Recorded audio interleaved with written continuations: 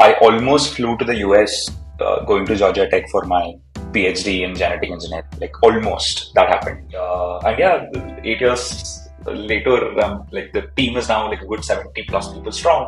There's like 4 different business units and like hundreds of products out there. Like There are very few companies in India who actually have a yeah, content design team yeah, and yeah.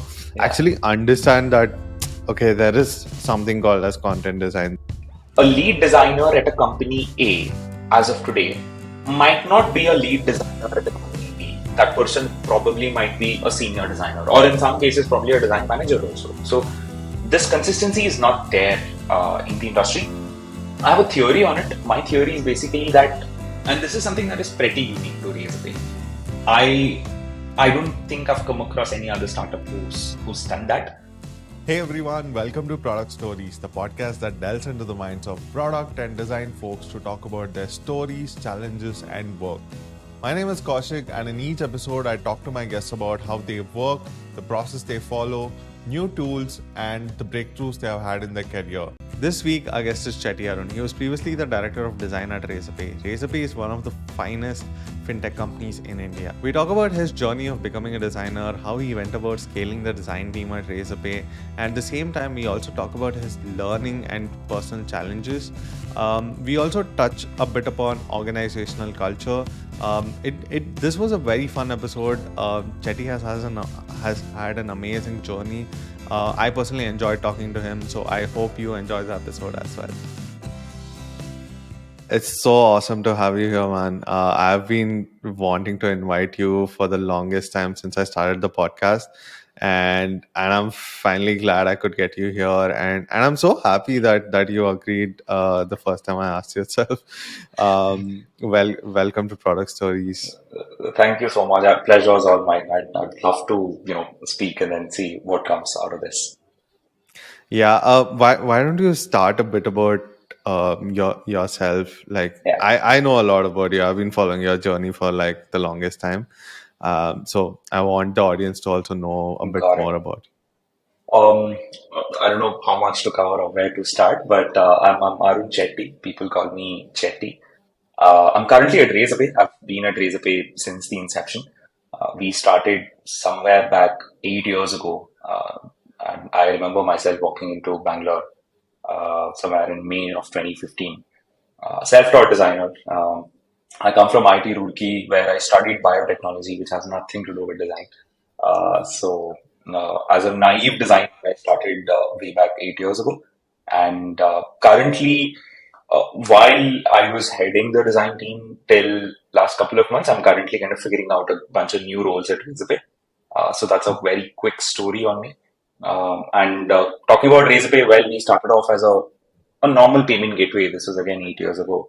But over time, we kind of ventured a lot more deeper into the fintech ecosystem, where as of today, you can call us, if you were to start a business, anything that relates to money movement for your business, Razorpay will handle it for you. Right from setting up your current account to giving you a loan to a corporate credit card to handling your payments via multiple modes, right? Anywhere money moves from point A to point B for a business, we are there, right? So we've evolved over years and we've kind of built like a bunch of products and businesses and acquired a bunch of businesses to kind of reach this particular stage. That's a little about me and my employer. But yeah, I'd love to kind of take this discussion forward and, answer any questions. awesome, man. Like talking a bit about Razorpay, like how I remember Razorpay. I think I started following Razorpay's journey really early on. I think this was almost like back in 2014, or I Oh, think wow. 15 or 16. I think this was when Razorpay raised from Tiger Global. I guess this was like an Yeah, 8 or 9 mil round.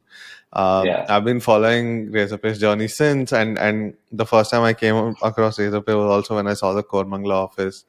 Um, so yeah, I mean, like I've always been a huge admirer of what Razorpay does as a product, but at the same time, I've been a huge admirer of what Razorpay does with design as well, right?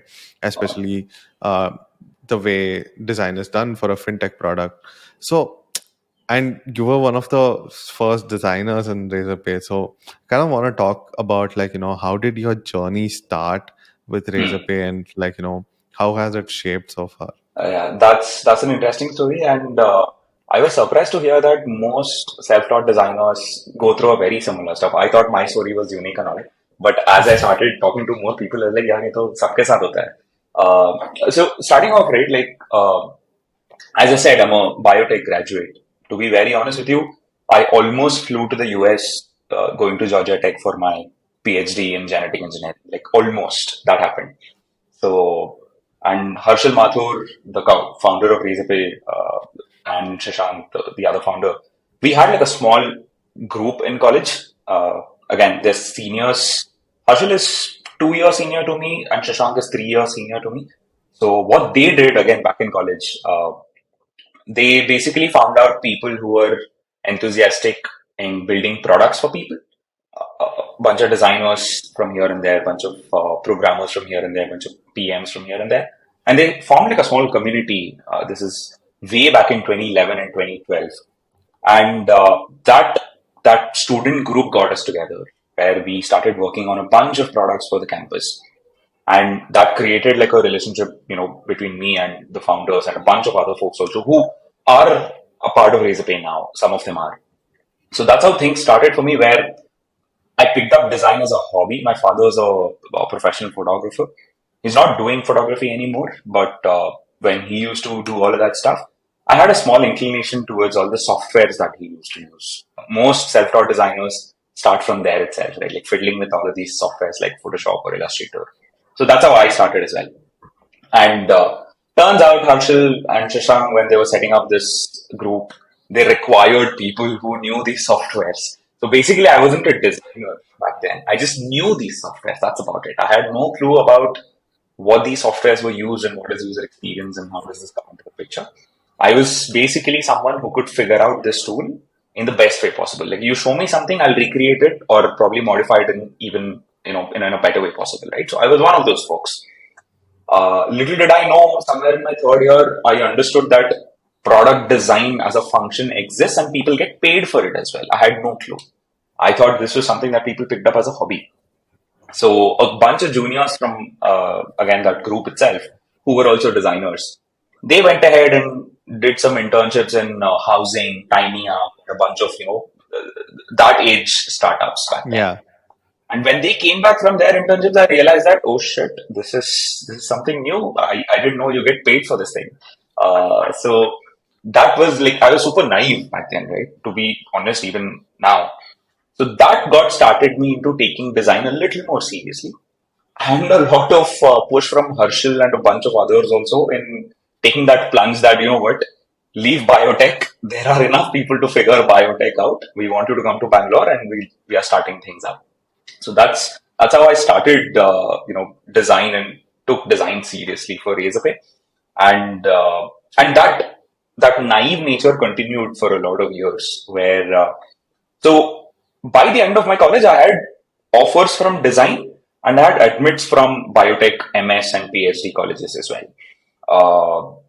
Where I could either go into biotech and do my further studies and do something, or I could take up design professionally and take this up, right? So I picked design again with some level of guidance. But again, my entire understanding back then was I don't know enough. I haven't studied this. Neither have I interned at places where design was running. I interned for biotech because I was very clear that मुझे तो biotech करना है. And I used to pester Harshal, the founder, almost on a daily basis that can you please leave me for 3 months? I'll go to a startup like housing where there are enough designers already. I'll go there for 3 months. I'll learn everything. I'll come back and I'll implement whatever that I've learned here at Razorpay. And every single time that I pestered him on this, every time I used to get a response saying, whatever you have to do, whatever you have to learn, you'll do it on the job. And I used to pester him almost every single day for this, that Harshal, can you please leave me for 3 months? I'll learn something and come back because I don't know what I'm doing here. All this while I was doing something. I was helping people out on design at Razorpay. We were building something. When, as you rightly said, when we raised our Series A with Tiger as well. So I was doing some level of PR activities. I was doing something on product design, something on marketing design, etc. And I was pestering Harshal to leave me so that I can learn something and come back. I still remember this very interesting conversation that happened between us. So this one day, again, the usual pestering, and Harshal this time got a little serious. So he asked me a very simple question as to why are you pestering me to go somewhere else and learn design? In a very silly tone, I said, I'm doing this for the first time. And he said in Hindi back then, हम भी startup पहली बार कर रहे हैं, which translates to we're also doing this for the first time. We're starting up for the first time. We're facing enough challenges just like you do. That's when I realized that yes, that is true. Everyone's facing enough challenges already. Why am I pestering? So that's after that point, I don't think I pestered him. I basically figured out like how can I learn from all these folks? How can I learn from the industry? There are a bunch of great designers in the industry. How can I learn from them? And yeah, 8 years later, like the team is now like a good 70 plus people strong. There's like 4 different business units and like hundreds of products out there, right? So that was a very interesting time back then. I still have a huge smile on my face when I think about how naive I was. Interesting. So, like, firstly, when you told, right, like you were used to these photography tools, and that's kind of like how Yeah, you came across design. Uh, the thing is, like, my journey kind of started similarly. So I was actually a photographer yeah, who was using yeah, Photoshop and Lightroom and whatnot, and I mean, like when I wanted to try using Illustrator, it was a very simple transition, and that's kind of like how I yeah, picked up design and all these things started. yeah, And at the same time, like you were mentioning about how like you were talking about the days where like you were in the early days of Razorpay to like where it is at right now, which is like 60, 70 plus designers. um, how did you kind of go about scaling this design team, like starting like hmm, from like 1 to like 6? That's a huge number. Most yeah, companies are yeah, that big, right? So how did you yeah. go about that? How was that journey, most importantly, for you? Hmm, hmm. Oh, the journey again was something that has taught me a lot of things for sure. Um, for example, first of all, in the starting, it was never a planned thing that, even when I was working for Razorpay, like this was 2015, uh, June, July, August, etc., when I picked up, all the sand and I started rubbing it on myself on work problems. I never even envisioned that one day Razorpay will hit this scale, or one day our products will hit this scale, will be known in the industry as one of the best, and I'll be able to set up like a large design team. This wasn't something that I, envisioned, right? It was, so for me, it was always like, all these are my friends from college. We found a problem statement and we're working on it. It was as simple as that, right? Like my thought stopped there. My thought never went ahead and thought that, what will be so and so valued in so and so years, etc. So it all, especially in the initial days, it was again thanks to the founders and a few founding members who understood how other companies kind of work. So it was all guidance from them as to helping me understand there's only so much that you can do as an individual contributor, and you need to expand the team for two reasons. One is for you to learn any particular skill that you're not good at. It's far better, getting an expert over there and learning from them than you learning and then implementing that. The second reason is there's only so much that I can do as the only designer, and uh, so the concept of having a team and basically making sure that whatever ideas that we had spread across evenly and whatever effort that we have that is spread across evenly came to me as a learning from all of these folks, right?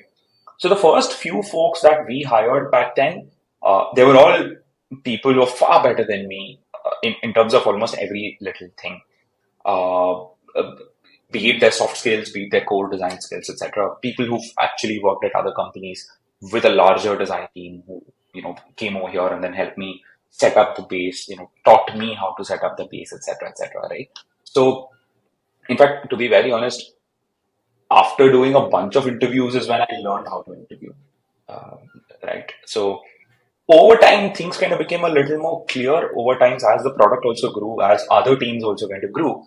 It was a little more strategic then, right? After hiring like a good two or three more designers, is when it became kind of clear to me that, you know what, there's a certain scale that we need to follow compared to how much the product team is growing, how much the front end team and the back end team is growing, and how much the design team should grow, and what skills should we opt for. And as the team also grew, structuring of the team also became another problem statement that we had to look at as to, are all these people sitting in one place? Are all these people doing the same thing? Are all these people working with the same set of folks, or are there any particular divisions? For example, should the marketing designers sit with the marketing team, report into the marketing function? Yes. Why? No. Why? How are the other companies kind of doing it? How are the other startups with the same ecosystem and the same scale? How are they doing it? For example, if you were to compare the marketing designers at a B2C organization versus a B2B organization, they're far different. The things that they do are far different, right? But on paper, it looks like, yeah, marketing designers. They do a bunch of communication design stuff. They do a bunch of graphic design stuff. It's all the same, right? But when you go into the nuances of it, you would understand what challenges a B2B marketing design team faces and what challenges does a B2C marketing design faces, right? So over time, as we kind of grew the team, even these problems kind of came into the picture, right? And again, over there, we had like a bunch of different experiments on how to kind of build this org, the design org. So even the design org went through a lot of iterations on the org design itself. In one design, we were more or less uh, a startup inside a startup kind of a structure where everyone was into one small circle and everyone was reaching out to us for something. To now where we've evolved in making this a very meticulously decentralized team where there are a set of people who are only working on the banking problem statement. There are a set of people who are only working on the payments problem statement. There are a set of people who are only working on the UX copywriting, right? Content design is a completely different charter altogether in Razorpay now after 8 years. This wasn't the scene 8 years ago. And back then, if you had asked me, would you ever hire content designers? I would have laughed at you probably because I was so naive. I was like, why? We are doing it on our own. Why is there a special function required, right? But again, over time, we faced these challenges. Over time, we understood the importance of these org design, specialized functions, seniority in the team, what should be the ratio, etc., etc. To a point where we are, again, as I said, like 70 plus designers across four different design functions, being product design, communication design, UX research, and UX copywriting. A completely decentralized function where everyone has, like, every business unit has its own design team so that they can be as independent as they can. And there's again a huge platform design team to make sure consistency is kind of followed through across it. All of this happened because, we kind of took these calls in a strategic way after doing a bunch of mistakes, especially in those early days. Interesting. So, when you were talking about content designers, I just realized that there are very, very few companies in India who actually, have a Yeah, content design team yeah, and, yeah.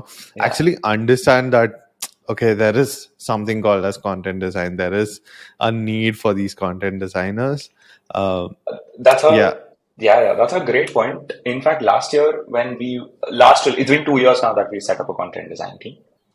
When we were about to set up a team, the agenda again was very clear. I had to go and understand what content design was. Are there people who are doing it? How does the Valley startups do it as of today? How important is it? Because as someone who was heading the team, I had to go back to the finance team and kind of prove it a point that, you know what, I need some budget to hire content designers. And explaining a finance person what design does is anyway difficult. Imagine explaining a finance person what content design does. And back then, I realized what you said, right? There's very few set of content designers in the ecosystem as of now. So one of the things that we set in place a couple of years ago when we wanted to set up the content design team was one, hire a great set of content designers for Razorpay, and two, do enough evangelization externally, be it send some resources or do some mentorship sessions, etc., to make sure the ecosystem also kind of develops on content design. This, unfortunately, is something that we couldn't work on, but something that you can definitely expect in the coming months from Razorpay. That's awesome. So, like, I mean, you have scaled the team to, like, 70 people, and like I'm sure, like, in this whole process you have gone through like a ton of interviews, right? So one of the things which I wanted to ask you is, like, what are like some of the qualities that you look for when you're hiring designers, right? Now I would probably want you to, like, break it down into, like, say, what would you look for Yeah, something like a junior designer, what if it's like, a senior or a staff or like a principal designer. So yeah, I would like, got it. love to hear Got your it. thoughts on this. Yeah. Even this, right, like this evolved over time to a point where we now have a very objective model for it. So, and this applies not just for hiring, but also for performance management, that we do every year as to how designers should grow and how should designers grow. So we do it keeping 2 points in mind. One is obviously the org culture as to is someone fitting in the shared belief system that we already have. Is someone who's completely against it, then obviously it's a no for us. Is someone who's following it and can add up more to it, it's a definite yes for us from a organization culture point of view. Now coming to the design side, we have a very, again, meticulous set of competency framework that is very clearly defined. Not just that, but it is communicated often to every designer in the team.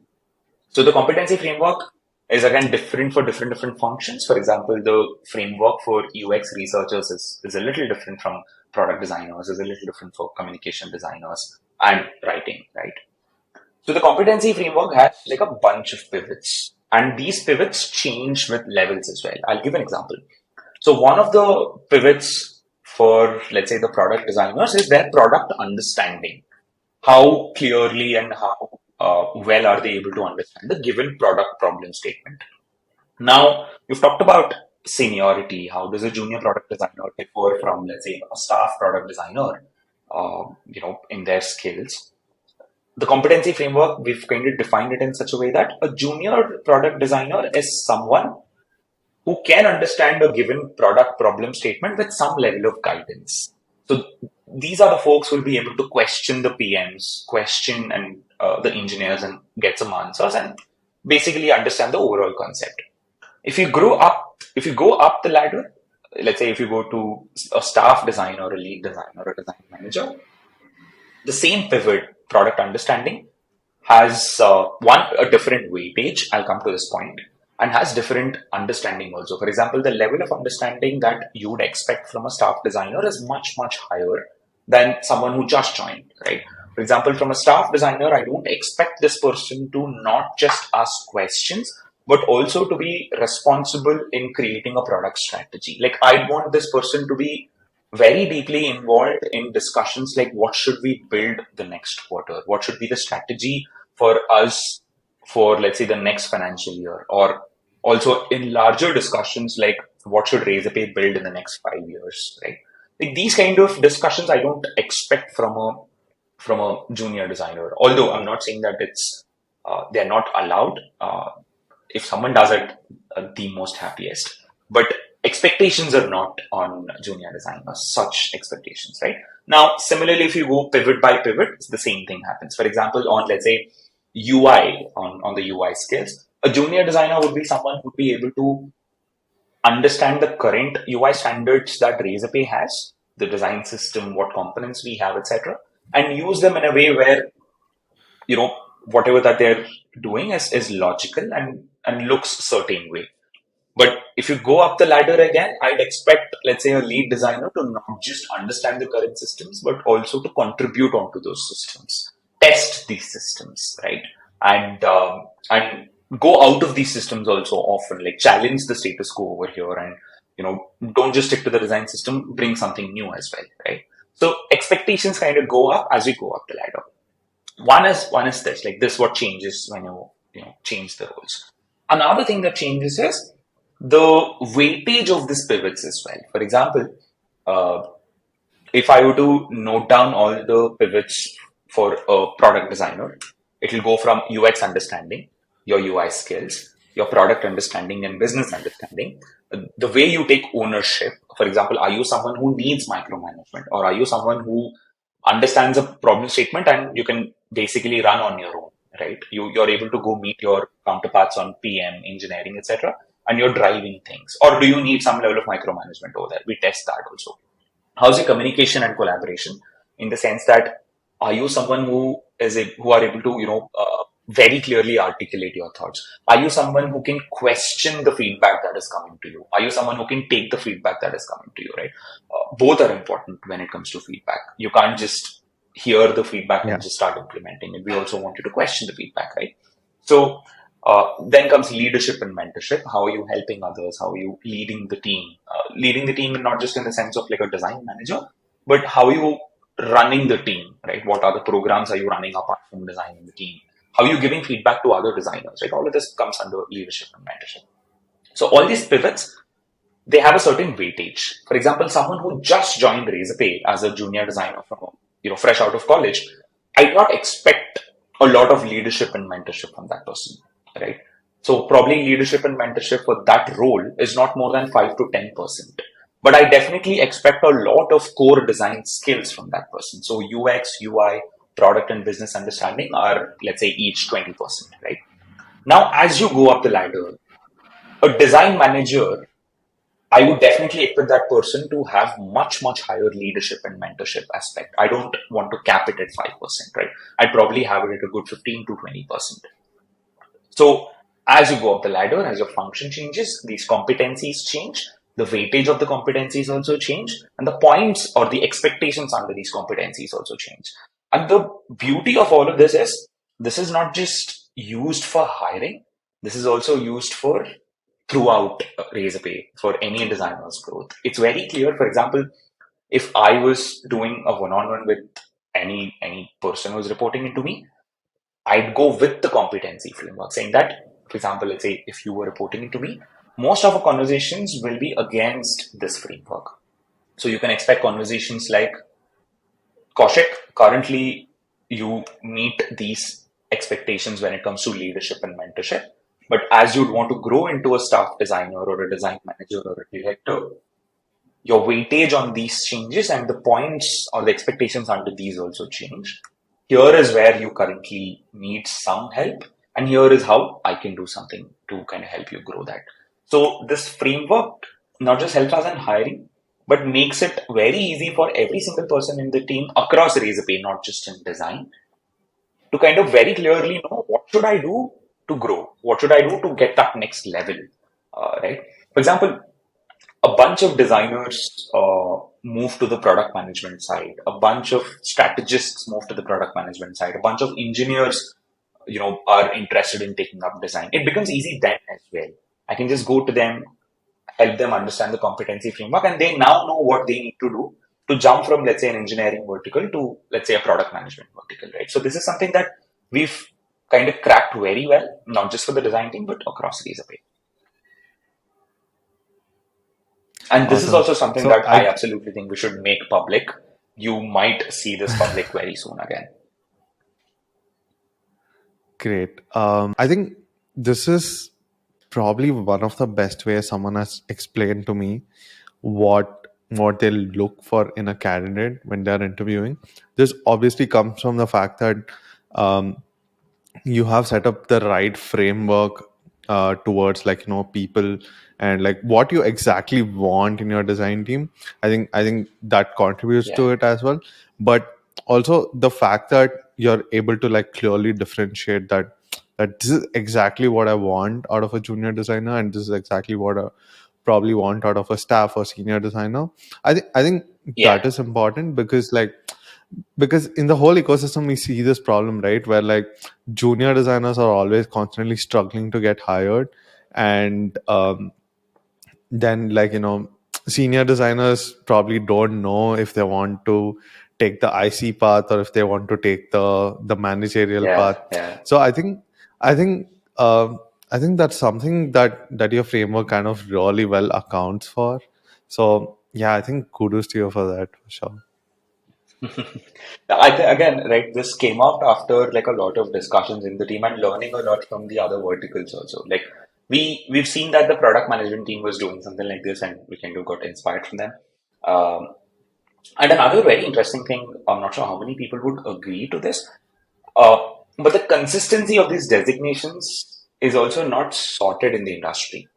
To give an Yeah. example, a lead designer at a company A as of today might not be a lead designer at a company B. That person probably might be a senior designer, or in some cases, probably a design manager also. So, this consistency is not there in the industry. I have a theory on it. My theory is basically that design is a very new function to the industry. It started not more than like 15 years ago. But if you see existing functions like engineering and product management, you would see that pretty sorted. Like if you were to find a senior backend engineer at a startup A, probability of that person having the same designation for the same expectations is the same at a startup B, because over time everything kind of got pretty consistent. So I see this often where we are actually someone comes for an interview and we interview them for, let's say, a senior product designer role. Post the interview, we basically find out that you're actually a design lead level at Razorpay. So we're just bumping you up for that. And the opposite is also true, and that's where the competency framework again helps us in kind of pegging people at a certain level. And I really don't think the industry has this sorted where you can just go by the designation that, let's consider at a startup A, you have a senior product designer. They might or might not fit the same senior product designer level that you have at your company.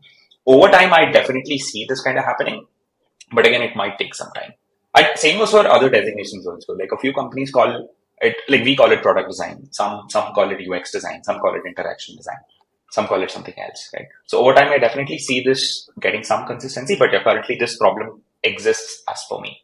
So obviously you started off as an individual contributor, like in the early days of Razorpay, and I'm sure you had to switch to being a manager, managing people, managing other designers, with Razorpay's growth, right? So what was that journey like for you, and what were again the challenges that you faced during that journey? This is another interesting one and a little uncomfortable also, because I don't come off as a people manager even to myself by default, right? One thing though, these switches from an individual contributor to, let's say, managing a bunch of folks, this didn't happen overnight. This happened through a course of a good 1 to 2 years, where as the team started growing, my individual contribution started going a little low day by day. And that was natural because people by default reached out to me because I was there right from the start. So more or less kind of helping them out in whatever fashion. That became like a default thing. So over time, the ratio started changing where after a certain point, more than I was contributing directly to the product from design, got a lot lower than how I was able to contribute to these products via a bunch of folks, giving them the feedback and helping them in their conversations with counterparts, helping them grow, etc., etc. So that happened over a good 1.5 year period. It was not like an overnight where a label was put on me saying, "Hey, you are now a manager," right? So that transition was pretty nice and pretty natural. That helped me with a bunch of things. One thing was it wasn't like a daunting task that was on my head that okay, now you have to start managing a team, now you're responsible for a bunch of folks. Over time it kind of became clearer and clearer, so it helped me in that transition for sure, where I also kind of understood the point that this is probably what is expected of me and this is probably where my career is also going. And another thing that it helped me with was because it kind of happened with such a natural transition, I had enough time to make a lot of mistakes and learn from others. I had enough time to just look at other teams and kind of learn from them. I had enough time to kind of go outside of Razorpay, talk to a bunch of folks and figure out what works out for them. And then it slowly kind of started, you know, everything kind of started falling into one place, right? So it all kind of more or less not just helped me in gaining those skills, but also making me comfortable in that not so comfortable space, because I never imagined or even aimed for that kind of a career path where I was not just directly working on something, but working on something via a bunch of folks, because it doesn't come naturally to a very introverted person like me. I've never done that before. So this kind of helped me in not just picking up those people skills and soft skills, but also in kind of making me comfortable that this is what's going to happen and this is how you need to grow, right? It kind of made me comfortable with that out of the box space. But yeah, the transition again, as I said, was pretty smooth, was super nice, and and once the label was kind of put on me, nothing changed in the sense that it was just a designation change for me because I was anyway doing most of this stuff. That basically resulted in the design team following something very similar for other uh, IC2 manager transitions, where whenever we see some potential in someone to take up a managerial responsibility, we don't immediately go for, let's say, okay, from today on, you're going to manage these people, you're a manager now, right? So that's not the approach that we take. We slowly start adding extra responsibilities to that individual contributor and over time help that person in making that transition. Where, for example, right now in the coming annual review season, we'd have like a list of people we are currently, we envision that probably these people will probably manage a bunch of folks in the next 6 months. So we'll start helping these people do that transition in the next 6 months itself, right from now on. So identification of those folks will happen right now, and identification of what skills would they need and what kind of help would they need to go into that role will also happen somewhere around April. And the next 6 months, all the design managers will either push them to take up some L&D sessions or some mentorship sessions to make sure that these identified folks will turn into managers by let's say October of this year, right? So, and this happens across not just in design but across other verticals also. Mhm. So, like the initial practices that we kind of did, initial mistakes that we did, more or less has taught us in, again, just like the competency point, more or less, trained us in strategizing this entire move from an IC to a manager. Interesting. So, I kind of want to bring back a point which you had mentioned earlier, which was like, when you started working with Razorpay, one of the things that you had was like, hey, I'm doing this for the first time, right? More or less, that's also kind of like an imposter Yeah. syndrome, right? So I wanted to kind of ask you, like, did you go through Hmm. that when you were going, like, when you transitioned to being a design manager and eventually managing, like, more people, more teams and stuff? Oh yeah, definitely. Definitely a bunch of almost on a daily basis because uh, working on products and giving your ideas and seeing them see the light of the day is one thing. Having some ideas, working with some people, selling those ideas, hearing their ideas, finally coming onto the same page and seeing them execute them with their counterparts, and then seeing all these features see the light of the day is a different scenario altogether. Because you have to basically sell that vision in the right way, motivate people in the right way, give feedback along the way, take feedback along the way, and make sure that a lot of these spokes come together and everything kind of falls into one place. Like there are enough conflicts that can happen. There are enough conflicts that can happen outside your team or inside your team or between you and your report. And handling all of those, I've done insane number of mistakes and all of that. I'll be super honest over here. I've ticked off enough people in that entire journey, not just people from design, but also from other counterparts. Not just people who are at the same level, but also people above me. I've ticked off enough people in that last 6 7 years. But But overall, I'm glad that it kind of worked out. Overall, I'm kind of glad that the team kind of put some trust in me that this guy knows something. Let's support him.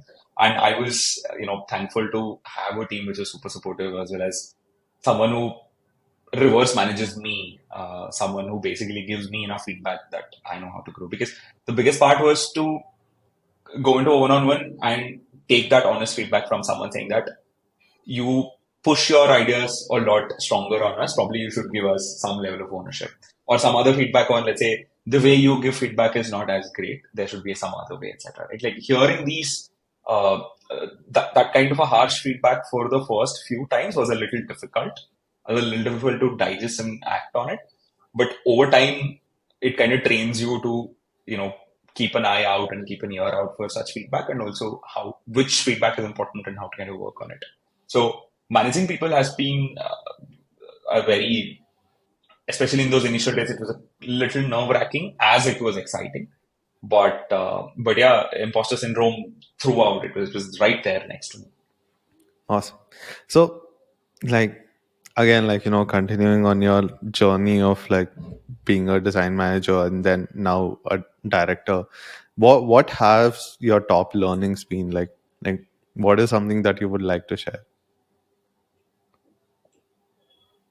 Um, I don't have a textbook answer to this prepared. No, like Um, purely based on but your as I said, a experiences. lot of, yeah, yeah, yeah. I think over communication was something that would have helped me a lot more early on. Over communication in the sense that a lot of times we assume somebody knows something. We assume that somebody knows this feedback already. Be it you giving feedback to your manager, or you giving feedback to someone who's reporting it to you, or you giving feedback to some other counterpart. Most of the times you kind of assume that this is known. Why should I even say it out loud? Or we discussed this already. Why should I say it out loud? But a lot of times that generally resulted in some level of miscommunication, and in the end, it was too late for anyone to act on anything. I would definitely say that it would have been like super helpful if I had over communicated, without these assumptions in mind. For example, let's say instead of assuming that Kaushik anyway knows that this has to be done for his growth, it's far easier and far better if I share that feedback right away instantly and in as verbose format as possible, whilst making sure Kaushik understands it. Right? Instead of waiting for, let's say, a particular feedback cycle 3 months later or 6 months later and then giving that feedback. And these strategies that I told you, on these frameworks that I told you, for example, taking the competency framework and using that as a backbone for giving feedback, all of this happened because I've done those mistakes in the past. And then I realized that, oh, this is what the ideal process should look like, right?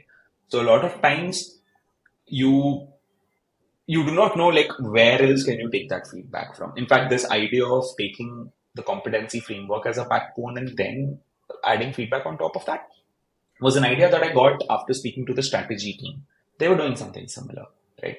So a lot of times it's important for you to just go out of design and talk to leaders across so that you can get such feedback, right? So if you're going to go deeper into all of this, like I'm sure like once we start going deeper into this, I'm sure we'll have like more such points. But these 2 points come right on top of my mind. Like one is over communicating, not just with your reports, but also otherwise. Just keep everyone updated as to what's happening. Right? Even to my manager, I had this habit of writing a Friday email.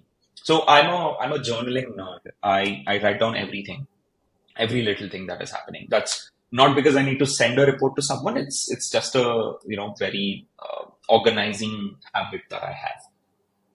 And I started collating all these points and sending it to my manager, who was Shashank, the founder back then. And it immensely helped him also in understanding what the design team was up to, what problems we were facing, etc. And I call that as over communication itself, right? So over communication definitely comes as one of the top points that I've learned over the years. And the second thing is talking to more people often, even from people outside design. A lot of, for example, our CFO, Arpit, the way he handles the finance function with like over a good 90 to 100 people is something that I can definitely learn from. Talking to him for like a good 15, 20 minutes on how, let's say, a R&R works or how LED works in his team is enough for me to take enough cues to implement that on design or any other function for that matter, right? But these two things come definitely on top of my mind. Okay, awesome. Yeah, I think something which I noticed was like even when I was like, even when we were talking, you were like writing something on whiteboard, or I'm not sure, Yeah. but you were doing that, right? Yeah. Yeah. Yeah. I still write things down. I'm a very old school person that way. My Notion is filled with daily notes.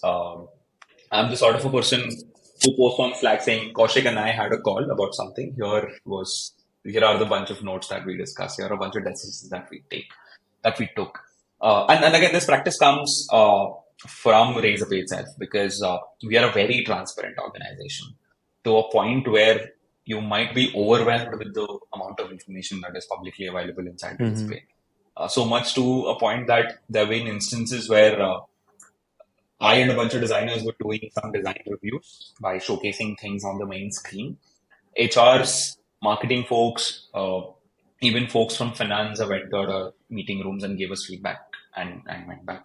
And we encourage that kind of a culture. There are enough instances where I sat in an HR meeting uninvited just to listen to what was going on and give some feedback and come back. So that concept of making information public is something that runs very strongly at Razorpay. Probably that's also like one of the huge reasons why I've become like an organization freak. That's awesome. I mean, that's really nice to hear as well. Like the kind of like culture that Yeah, you practice at Razorpay. So talking about culture, so one of the things that comes to my mind is like you mentioned about something called as culture committee, and which you are part of, right? yeah, So what is the culture yeah, committee? yeah, What role does it play in the whole organizational culture, right? That's something I kind of want to like yeah. pick your brain at, because like yeah, we've Sure, spoken sure, enough sure. about design, but I also would really like to know more about Razorpay and what you Yeah, guys do. yeah. Perfect. I think that's a very interesting question. Before that, right, a very small question that I keep asking people around whenever I Mm. meet them. Whose responsibility is, in an organization, whose responsibility is it to run the culture? I think it's mostly starts with the leadership team.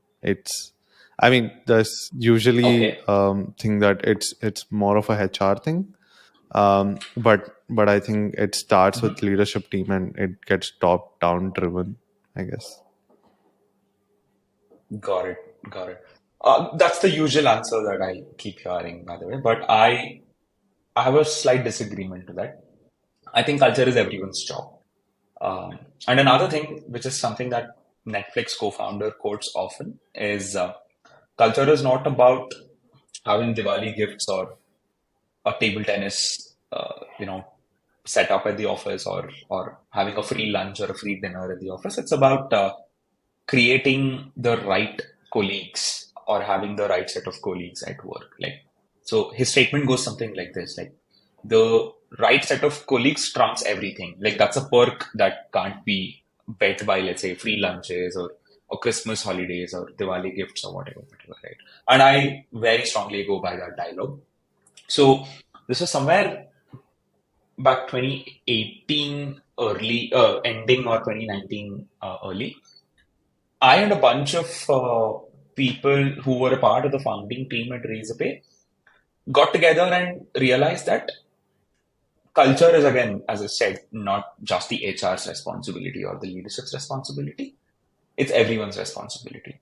And the second thing is we often observe a lot of qualitative feedback kind of flowing around.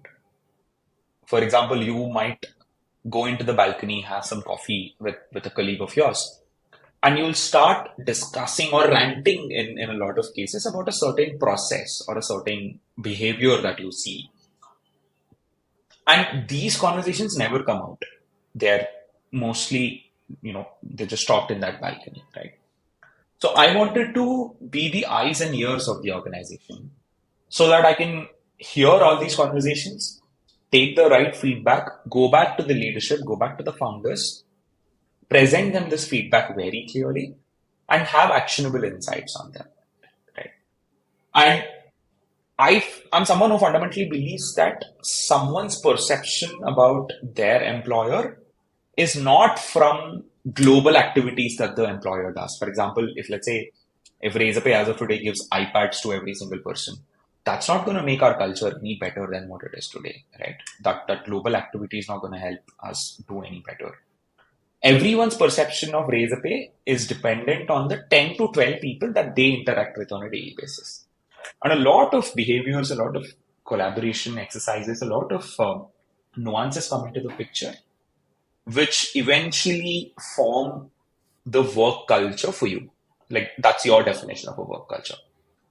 If I can get that feedback, get those nuances figured out, and make these situations far better, make decision making in such situations very objective in which are in line with the core values of Razorpay, I think overall culture at Razorpay will become amazing, right? So with that thought, we started something called as a culture committee somewhere back in 2018. And the idea was pretty simple. We'll be the eyes and ears of the organization. It's a voluntary team. So people who are interested to join this will also have like a full-time job at Razorpay. And whatever extra time that they can give, they'll give it to this committee of sorts. And we'll be the eyes and ears of the organization. Consider us as a user research team for Razorpay itself, where we are going to people, we're understanding feedback from them, how decisions are taken, how our set of core values are being followed. So when you talk about these culture values also, two things you need to keep in mind. Like you would see a lot of values written on any startup's jobs page, right? Most of the times these values are just on paper or on some fancy poster out there. When you go into the reality of it, these values are often not followed, or you will find enough practices where this value doesn't even come to the picture. A lot of times these core values are aspirational values. For example, a lot of startups say that they're customer first, but there can be enough examples where you can say that they were not customer first in their decision making at all. So what they think as a core value is actually an aspirational value. Like they want to be customer first, but they're not as of today, right? That understanding is also very off in a lot of situations, right? So we understand such nuances, like what are the core values that are currently being followed? How are they being considered for taking decisions at Razorpay? And how much of these are aspirational values? And as the company grows, you'll acquire businesses, you'll acquire people, a lot of other people join from other organizations. They carry their own work practices and their own principles, etc. There becomes an amalgamation of culture, right? Like what we decided 8 years ago, we can't be the same as of today. We'll also evolve. Like culture is something that over time evolves. Like the way we took decisions on a particular product 8 years ago, the same framework won't work now. The same practices won't work now, right? So all of these nuances is something that generally they don't come on a piece of paper to the founders, let's say, to even the other leaders for that matter. So the culture committee basically finds out these nuances, helps the leaders understand these nuances, works with the leaders in putting some action towards it. For example, recently I was speaking to a bunch of people at Razorpay, and turns out that as a part of learning and development, suggesting some courses is not enough for us to grow people at Razorpay. Certain mentorship programs also have to be put in picture. So a bunch of engineers told me that there are enough engineers at Razorpay who've been there, done that. We'd want to learn from them. We'd want to sit with them, understand how things go, how they've grown. But we are so introverted that we are not sure if we can go and talk to them. They definitely can, but without a formal program of sorts, there is a lot of hesitation that comes into the picture. So ideally, the culture team should basically get such nuances, figure out those hesitations and those problems, help put up a program, a people process, or in this case, a mentorship program of sorts, where these two folks get connected and talk and have some mentorship sessions, right? So we do such sessions, and as it's a voluntary team, anyone can join. Whoever can, give some time other than their usual day work at Razorpay. And as of today, the team is a good 8 to 12 people strong. And I often see people who decide to join the team, work with me on such activities, and then decide, what my day job is like taking like a lot of time. I'd like to take a break, and they go out of the team, they come back, they join, etc., etc. So that's the whole idea of the culture team, and this is something that is pretty unique to Razorpay. Yeah. I I don't think I've come across any other startup who's done that. But yeah, I'd love to kind of help startups in setting something like this. Culture is something that is very close to my heart, like this topic, other than design. So yeah, I've been back in the team for a good 4 years now. It's going absolutely great. A lot of things happened in Razorpay because we were able to get these nuances very clearly out. We were able to work on them, etc., etc. That's where you would hear it very often that the work culture at Razorpay is pretty standard. In the sense, in fact, I want to reach a stage where I'm able to put some objective metrics also on top of it, right? Like I want to measure culture. It's a little difficult of a problem statement, but imagine this, right? Like if I had an objective metric to tell that we are, as of today in March of 2023, we're far better when it comes to our work culture than, let's say, March of 2022 last year, right? Like putting an objective metric to such subjective things is a little difficult, but yeah, we are on the way to kind of figure things out. So, like, even an aspect of culture is pretty organized and very thought through inside Razorpay. Amazing. Yeah. Again, like as you mentioned, I don't think a lot of companies do this, and I'm. It's really nice to hear. Like, and also I'm sure, like Yeah, it's also one of the factors which makes Razorpay the kind of workplace it is, and like how it has been able to grow over the years as well. And I think when you mentioned the whole Netflix culture thing, I think there are these slides, hmm. right, which about the whole organizational culture, and Yeah, it talks about specifically Enron and like how they had these values, but the way it turned out to be in reality was like completely different. yeah, I think that's the first yeah. thing that came to my mind. Were you actually referring to those like the slide share ones? Those, yeah. So on SlideShare, you'll definitely find a lot of other companies and their values also.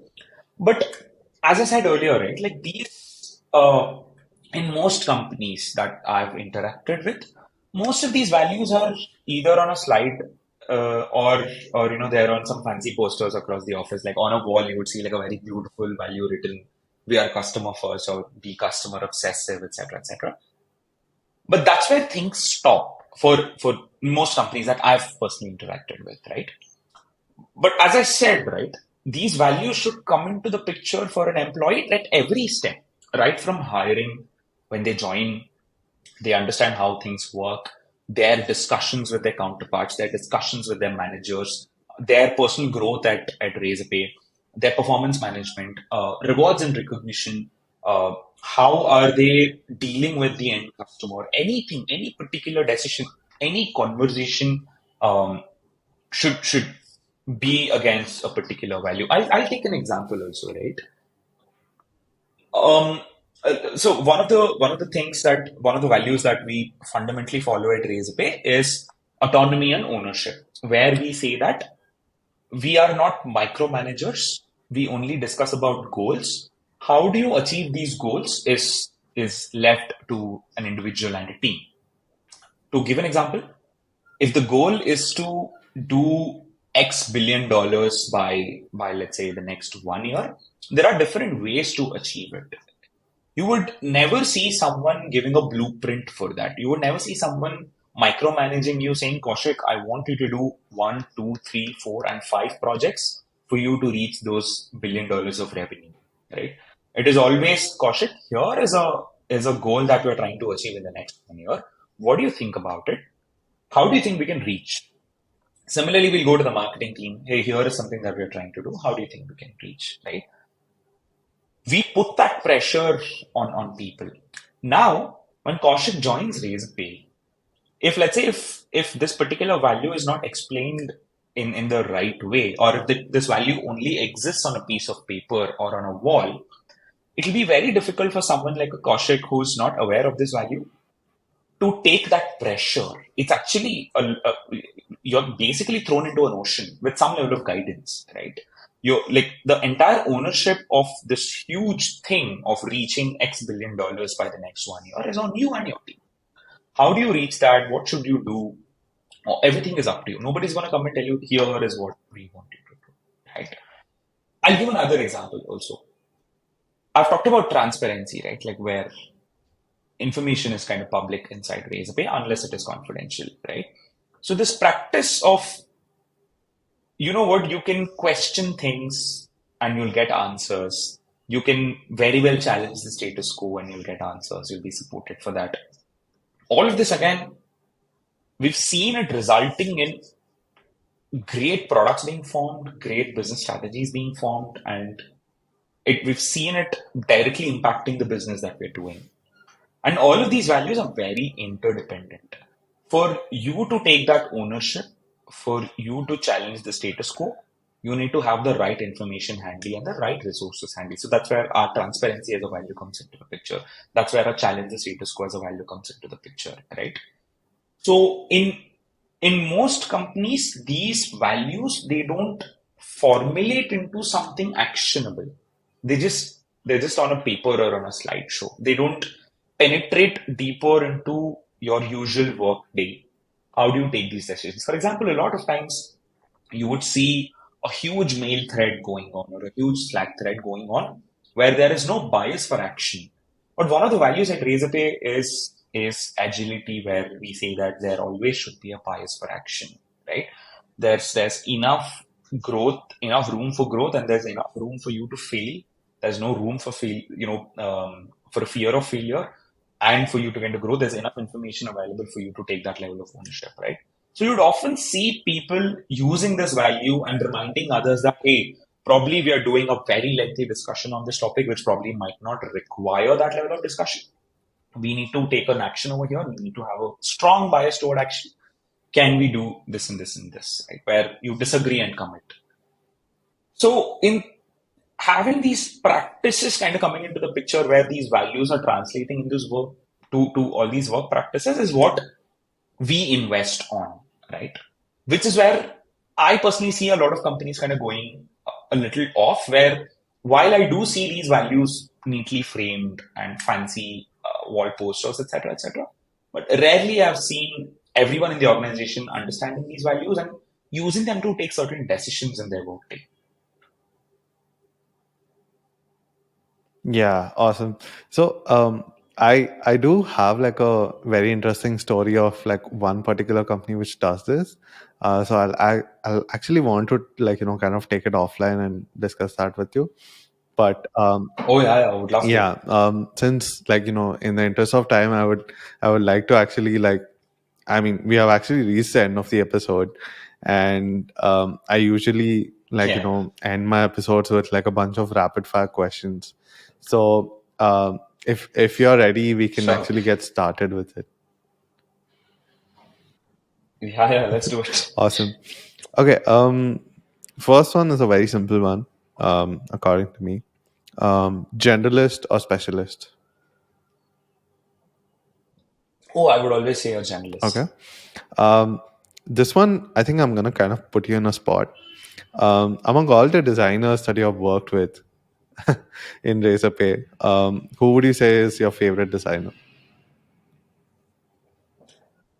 This is a very difficult one. I obviously the entire design team is absolutely great. I'll actually pick someone who's not a designer. Okay. Uh, so this is Shashank Mehta, who currently heads our banking function. He was in fact the first design manager, not being a designer himself. He actually is a product manager.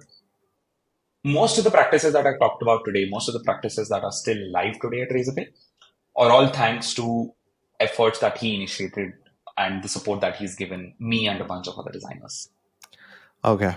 Awesome. So, if you could describe your journey, which is like starting from IIT Roorkee to where you are right now as a director, in one single word, what would it be? Oh, I don't know what to say. Uh, uh, I would not give a word, but I definitely give a sentence, which is again one of the values at Razorpay, which is challenge the status quo. We are rarely happy with how things are going on. We always question them, even though if things have been going on like that for ages. Awesome. So this is one question which I pretty much ask all my guests, which is like, If you had to like worry about nothing, literally like, money, career, anything, right? Hmm. What would you be Hmm. doing right now? Oh, I'd love to consult, not in terms of like design consulting, but but I'm always fascinated with a lot of entrepreneurs figuring things out in their early stages, where there's the energy levels are like super high. Like a bunch of folks sit in a room, figure things out, and by morning a product or a feature is ready. And I'd love to be a part of those conversations.